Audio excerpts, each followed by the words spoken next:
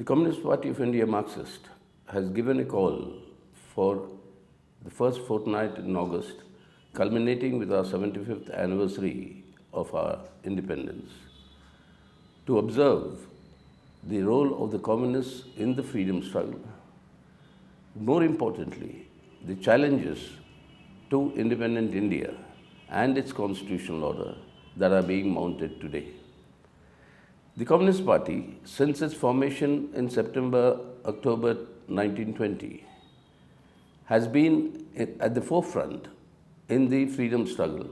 And in the AICC session in 1921 at Ahmedabad, the Communist Party of India was the first political party to move a resolution seeking the complete independence from British rule. The Congress then was talking in terms, and Gandhiji particularly, of dominion status. But the CPI had asked for complete independence, and this was moved by Maulana Hasrat Mohani and Swami Kumarananda on behalf of the Communist Party of India. It wasn't accepted then. It was accepted only in 1929 finally, when the Purna Swaraj slogan came. Since then onwards, the communists have been in the forefront, demanding the agenda of the national movement, freedom struggle, to shift in favor of the people.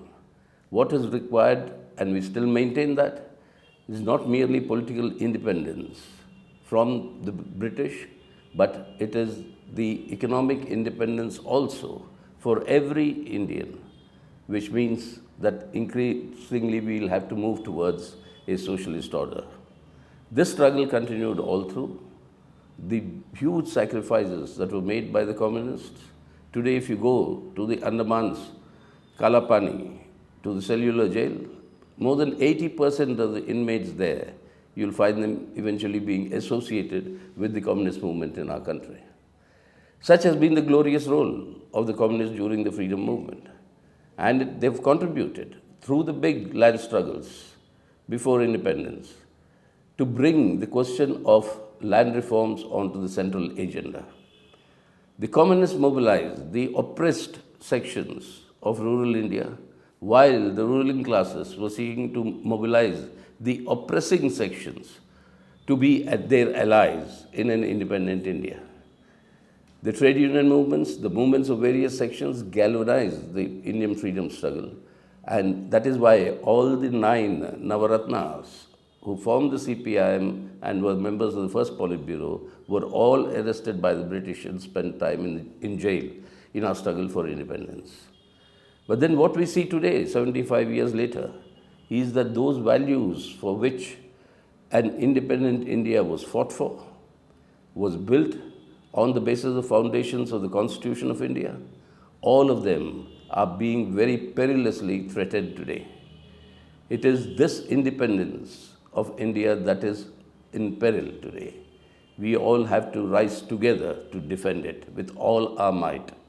Every single foundational pillar of our Constitution is under assault. It is economic sovereignty, whether it is social justice, whether it is federalism and center-state relations, or whether it is on the question of our moving towards an egalitarian order. And this social justice, moving towards social justice, all these aspects today are under severe strain because of the policies that are being pursued by the government of the day. And along with this, every single institution under the Constitution, every single independent institution, beginning from the Parliament, you're seeing how members of Parliament are suspended by the whim and fancy of the government. You're seeing how the judiciary is still not listening to cases challenging the validity of many of the laws, like the Citizenship Amendment Act or the abrogation of Article 370, or on the question of electoral bonds. All of them are lying pending for years now. And you've seen the manner in which the Election Commission is increasingly working in favor of the ruling dispensation.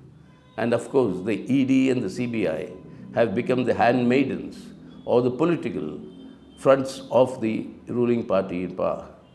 This is mounting a severe assault on the democratic rights and civil liberties of our people, Any dissent against this government is treated as anti-national.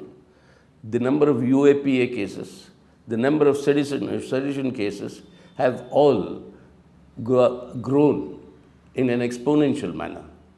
When the conviction rate remains a mere 2%, it is this process of keeping people in jail for years without even framing a charge sheet like it is happening with the Bhima Koregaon case convicts, so-called convicts, detainees on trumped-up charges, but no charge sheet yet.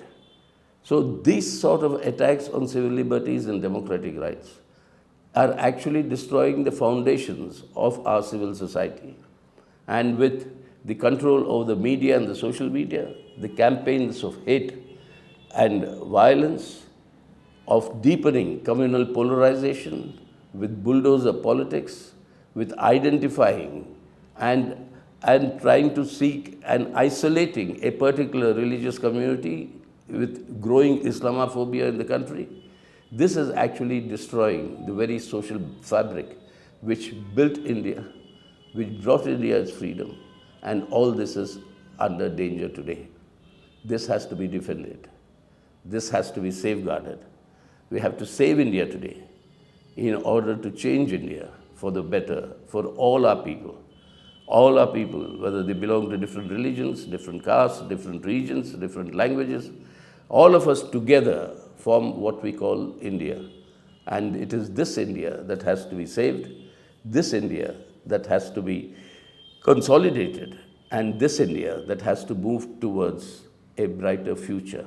The choice today is to take India back in this 75th year of independence into the morass and darkness of our past or into the brightness of our future. We owe it to our generation, this generation, to take it to the brightness of the future, and that is what the CPIM is committed